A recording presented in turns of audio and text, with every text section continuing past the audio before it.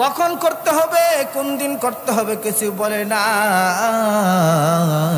কিন্তু আবু বকর রাদিয়াল্লাহু তাআলা আনহু ওই দিন বাড়ি যাওয়ার পর আর কোনো ঘুম নাই, আর কোনো ঘুম নাই। যখন রাত্রি হয়েছে, রাত্রি হওয়ার পর তার ফ্যামিলির সবাই যখন বিছানায় গেছে ঘুমাইতে, হযরত আবু বকর রাদিয়াল্লাহু তাআলা আনহু ঘুমান না বসে আছেন। যখন সবাই ঘুমিয়ে গেছে, হযরত আবু বকর রাদিয়াল্লাহু তাআলা আনহু দরজায় পিঠ লাগায় দাঁড়ায় গেছেন। কন্যা সুবহানাল্লাহ। হঠাৎ আবু বকরের স্ত্রী ঘুম ভেঙে গেছে। ঘুম ভেঙে যাওয়ার পর আবু বকরের স্ত্রী ডাক দেয়, কয় স্বামী আমার, আমরা সবাই যখন ঘুমিয়ে গেলাম আপনি কেন দরজায় পিঠ লাগায় দাঁড়ায় গেলেন? কারণটা কি জানতে চাই, কারণটা কি জানতে চাই। আজকে তো একদিন নয়, আমি যতদিন শুইতে গেছি, শোয়ার পর যখন ঘুম থেকে জাগ্রত হয়েছি, ঘুম থেকে জাগ্রত হওয়ার পর দেখি আপনি আমার স্বামী আবু বকর, আপনি দরজায় পিঠ লাগায় দাঁড়িয়ে আছেন। কেন দাঁড়িয়ে থাকেন আমাকে বলতে হবে। এবার আবু বকর রাদিয়াল্লাহু তাআলা রাগ দিয়ে কয়, ওগো আমার স্ত্রী শোনো, আমাকে রাসূল সাল্লাল্লাহু আলাইহি ওয়াসাল্লাম বলেছেন আবু বকর, হঠাৎ কোন দিন জানি আল্লাহর হুকুম চলে আসে, সেই দিন মক্কা ছেড়ে মদিনায় হিজরত করতে হবে। কিন্তু কখন, কিভাবে, কত তারিখে করতে হবে এটা কিন্তু আল্লাহ রাসূল সাল্লাল্লাহু আলাইহি ওয়াসাল্লাম আমাকে বলে নাই।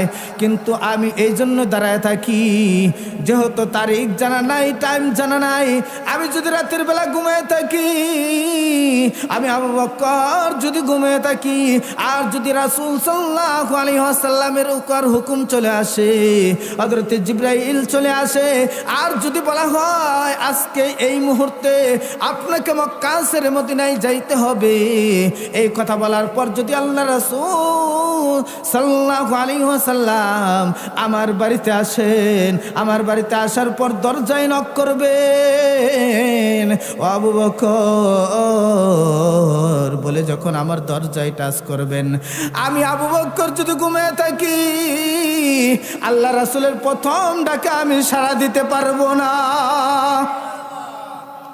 এই জন্য আমি আবু বকর রাত্রি যখন হয় তখন দরজায় পিঠ লাগায় দাঁড়ায় যায়। কখন জানি আমার রাসূল এসে দরজায় ডাক দেয়, আবু বকর আমি চাই আল্লাহর রাসূল সাল্লাল্লাহু আলাইহি ওয়াসাল্লাম যখন প্রথম ডাক দিবে আমাকে, আবু বকর আমার তার ডাকে যেন সাড়া দিতে দেরি না হয়। চিন্তা করছেন? এজন্য আমি রাতের বেলা ঘুমাই না, যে আল্লাহ রাসূল কখন জানি চলে আসেন। আয়েশা বলে, আবু বকর হিজরত করতে হবে, তখন যদি আমি ঘুমায় থাকি, আল্লাহ রাসূলের রাইখা আমি যদি ঘুমায় থাকি, তাহলে এটা বেয়াদবি হয়ে যাবে। না, এটা হতে পারে না। আল্লাহ রাসূল যেই পর্যন্ত হিজরত না করবে ততদিন পর্যন্ত আমি ঘুমাবো। এই ছিল রাসূলের ভালোবাসা। সাহাবাই কেরামের মধ্যে অনুকরণ কেমন ছিল, শুধু একটু বলছেন যে আবু বকর হিজরত করতে হবে।